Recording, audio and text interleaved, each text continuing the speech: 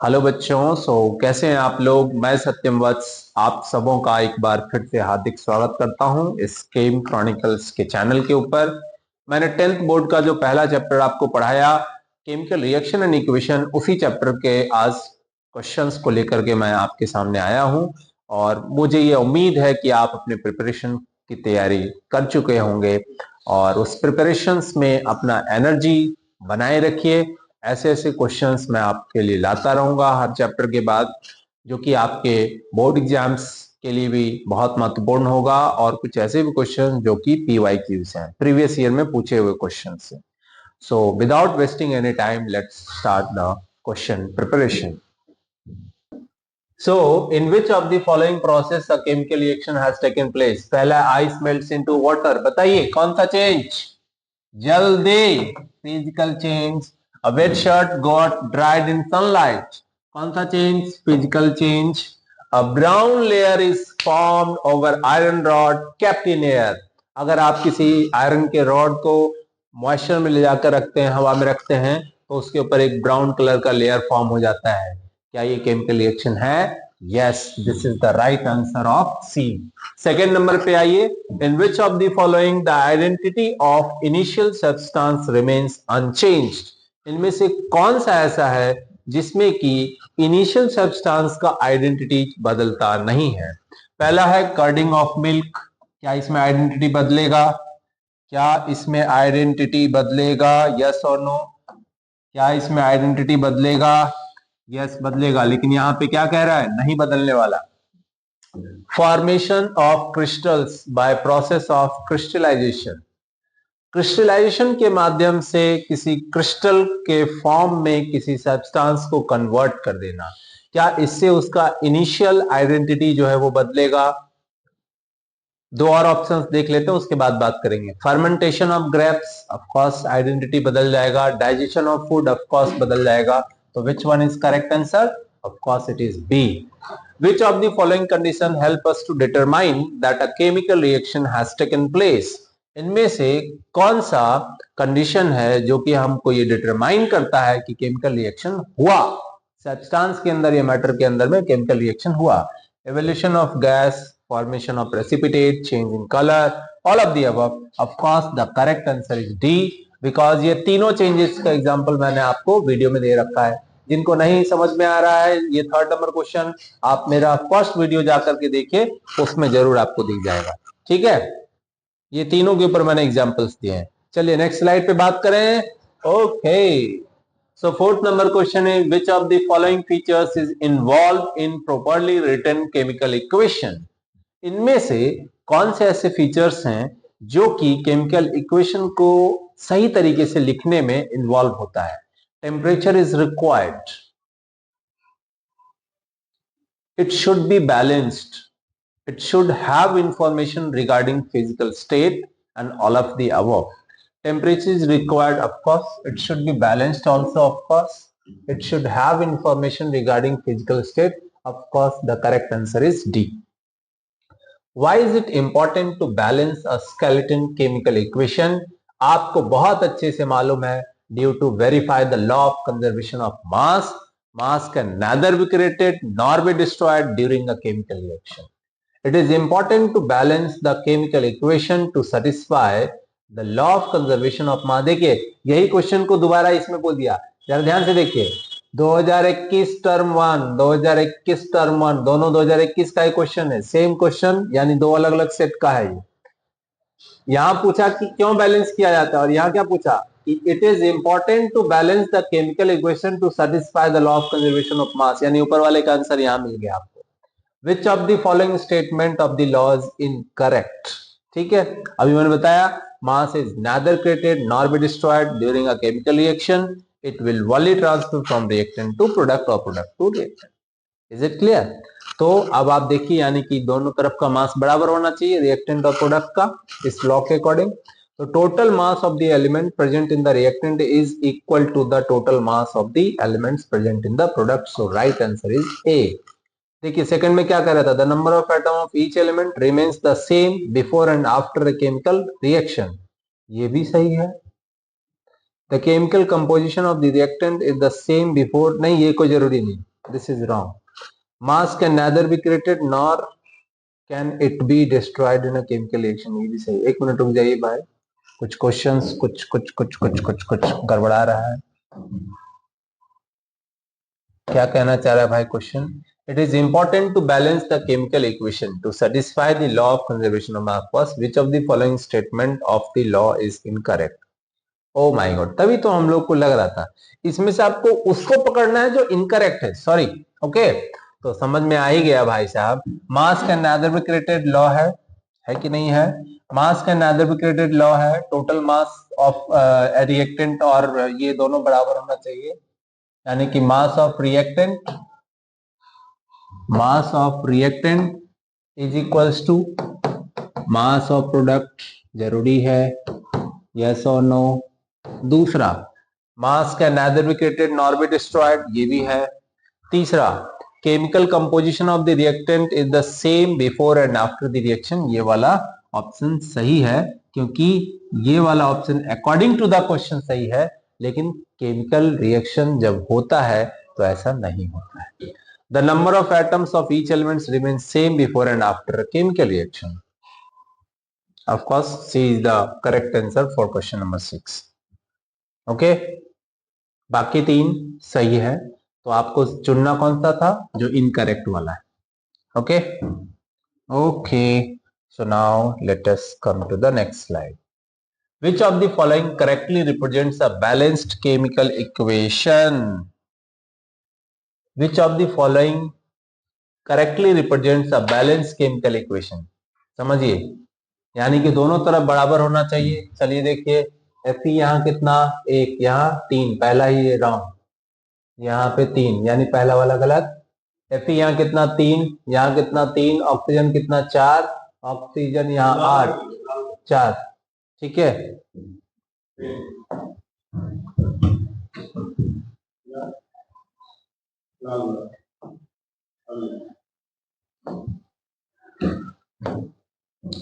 सो D भी गलत हो गया. क्यों गलत हुआ आपको समझ में आ रहा होगा. यहाँ पे देखिए, इसको अगर हम, एक मिनट, 3 ऑक्सीजन 4 हाइड्रोजन, हाँ 4 हाइड्रोजन, 4 दुनिया 8. नहीं भैया, नहीं नहीं नहीं, ये वाला सही ऑप्शन है आपका. Yes, so A is the correct answer.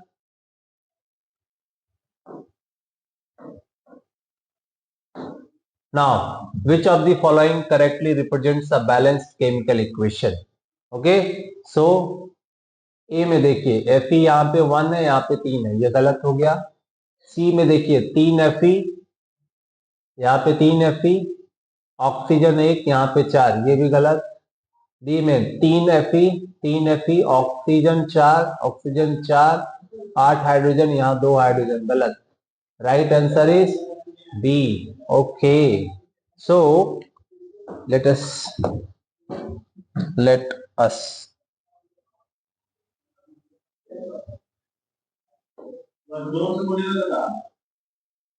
okay sir.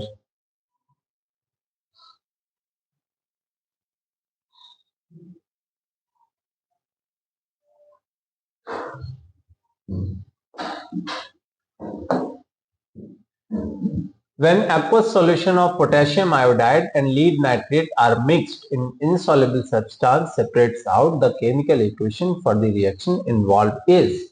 तो आपको मैंने ये करवा रखा था, याद कीजिए, वीडियो देखिएगा, मिल जाएगा आपको. 2023 में पूछा हुआ क्वेश्चन है. क्या क्या बोल रहा है? पोटेशियम आयोडाइड यानी कि Ki एंड लीड नाइट्रेट यानी कि PbNO3 का होल 2, क्योंकि लीड का वैलेंसी 2, क्या होगा? डबल डिस्प्लेसमेंट होगा, यानी हो जाएगा PbI2 प्लस KNO3. अब यहाँ पे देखिए NO3 यहाँ 2 है, तो यहाँ 2 लगा देंगे NO3 को बैलेंस करने के लिए, तो पोटेशियम हो जाएगा 2, यहाँ 2 लगा दीजिए. कोई दिक्कत? कोई दिक्कत? कोई दिक्कत? कोई दिक्कत? Okay okay okay, so balance हो गया भाई.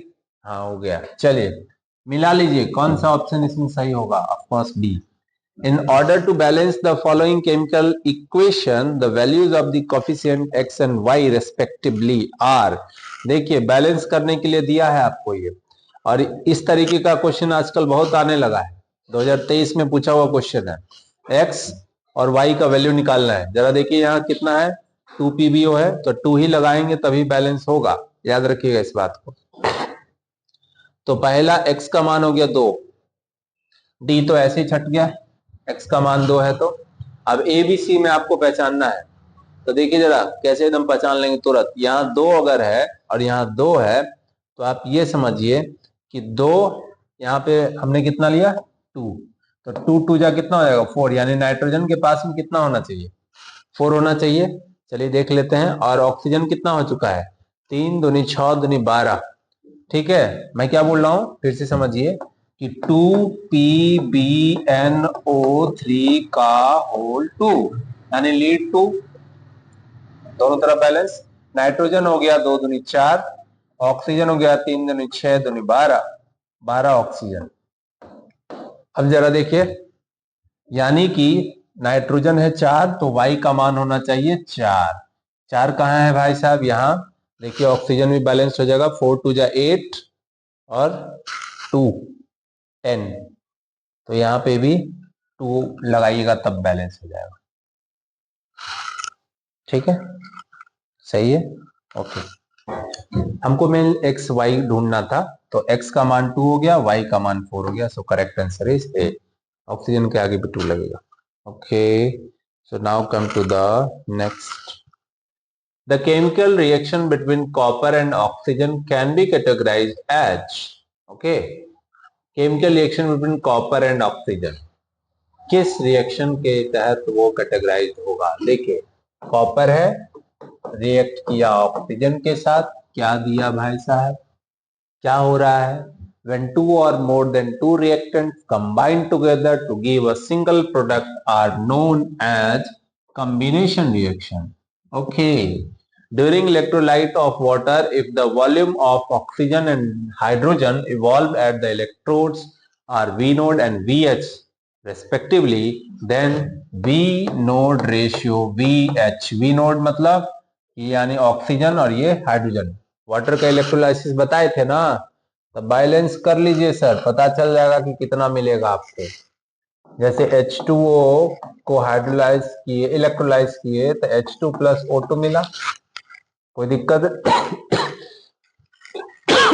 बैलेंस कीजिए इसको, यहाँ 2 लगाइएगा, यहाँ भी 2 लगाइएगा, यानी इसका 2 वॉल्यूम मिलेगा, इसका 1 वॉल्यूम मिलेगा। इसको बोलते हैं स्टोइचियोमेट्रिक कोएफिशिएंट।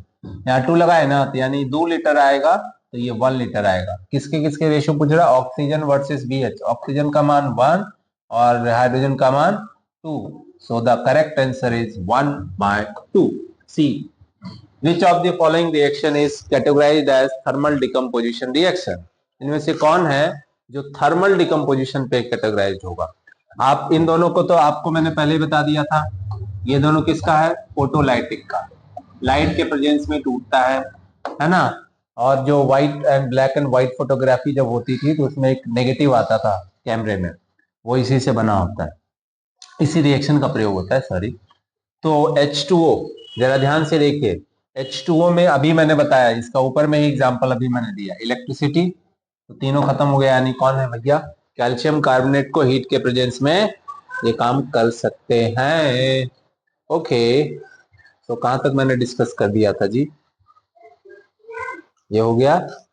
तो now come to the question number 13, limestone. Limestone, limestone किसको बोलते हैं भैया, CaCO3। हीटेड किया, हीटेड किया, हीटेड किया, स्टेप 1 में क्या बना, क्या बना, क्या बना, तो x का मान क्या हुआ, क्या हुआ, क्या हुआ, x का मान कैल्शियम ऑक्साइड हुआ, जिसको आप क्विक लाइम बोलते हैं कॉमन नेम के तहत, और इसी का नाम कैल्शियम ऑक्साइड है। क्या है, क्या है, क्या है, कैल्शियम ऑक्साइड है, ऑक्साइड है, ऑक्साइड है। इको हो रहा है भाई, देख लो अगेन। फिर सेकेंड स्टेप में कैल्शियम ऑक्साइड को वाटर के साथ ऐड किए, तो स्टेप 2 में क्या बना, सिलेक्ट लाइन बना, तो सिलेक्ट लाइन जब बना यानी CaOH का होल 2। अब देखिए यहाँ पे तो हीट दिए, तब बना। लेकिन यहाँ जब बन गया तो यहाँ कुछ हीट तो नहीं दिए, तो कैल्शियम हाइड्रोक्साइड जब बन जाएगा इन सिलेक्ट लाइन, उसके बाद यहाँ हीट एनर्जी प्रोड्यूस होगा। तो पहले में हीट हमने दिया, यानी कि फर्स्ट स्टेप में हमारा है एंडोथर्मिक। ए और सी में क्रॉस किया हुआ है, इसके अकॉर्डिंग कि ए और डी एंडोथर्मिक नहीं है, तो ये दोनों ऑप्शन गलत है भैया। फर्स्ट स्टेप एंडोथर्मिक है।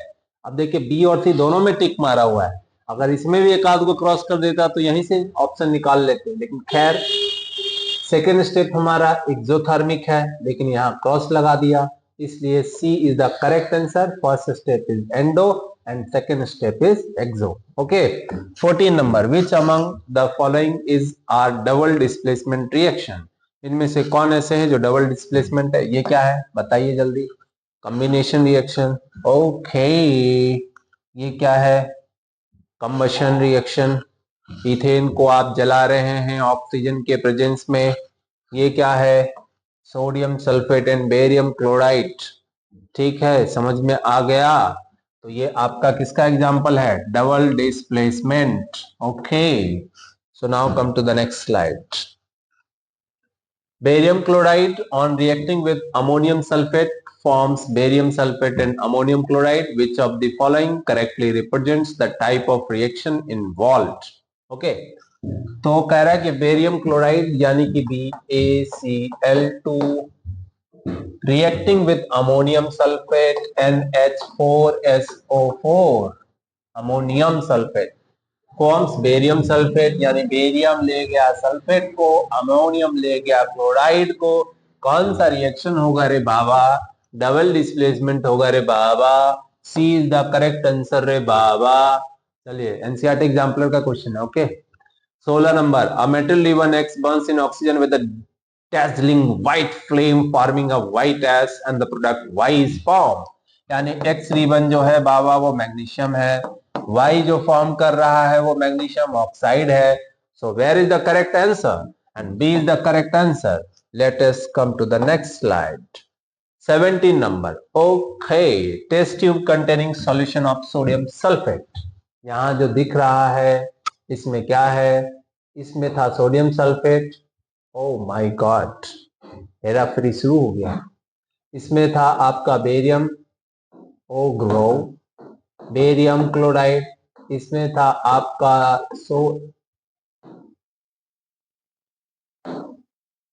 न छेड़ो मोहे ऐसे पिया, काहे छेड़ रहे हो मुझे?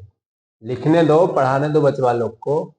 Sodium sulphate Na2SO4। ठीक है, क्या पूछ रहा है? Identify the product which represent, जाने मन कहाँ भाग रही हो? State in the above reaction. रुक जा,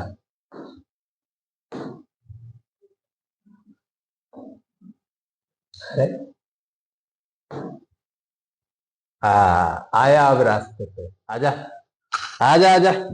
identify the product which represents the solid state in the above reaction. Okay, तो सॉलिड स्टेट में क्या बढ़ेगा? BA, अरे बावला, BaSO4।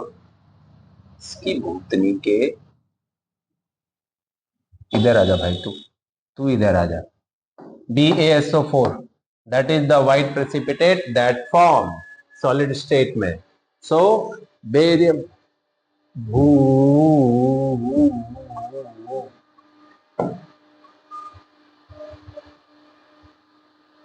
okay, so barium sulfate is the correct answer in the reaction of the iron with copper sulfate solution.